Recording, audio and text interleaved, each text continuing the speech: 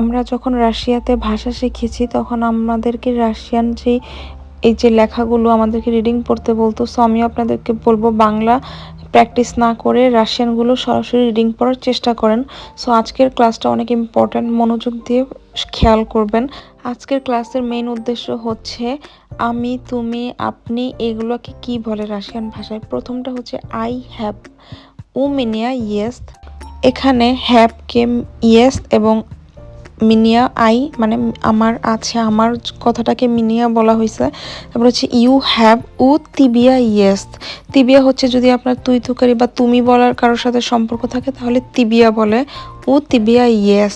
তারপর হচ্ছে he has, ও নিভো ইয়েস। নিভো কারণ এখানে পুরুষবাচক তাই নিভো হয়েছে। শি হ্যাজ, ও নিও ইয়েস। পার্থক্য কিন্তু এতটুকুই, এখানে মহিলা সূচক হয়েছে এই জন্য নিও হয়ে গেছে।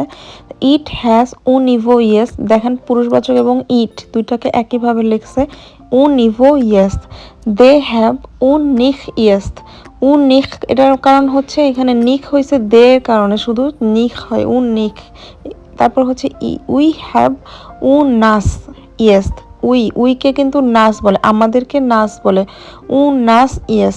সবার শেষেরটা আছে ইউ হ্যাভ, উ বাস ইয়েস।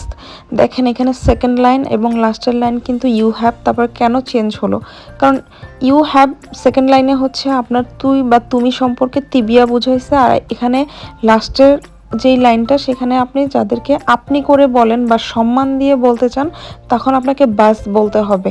এটা হচ্ছে রাশিয়ান ভাষার পার্থক্য। ইংলিশের মতো ইউ বলতে সব কিছু বোঝায় না, এখানে আপনি তুমির পার্থক্য আছে। If you like my videos, please do like, comment and subscribe. Thanks for watching.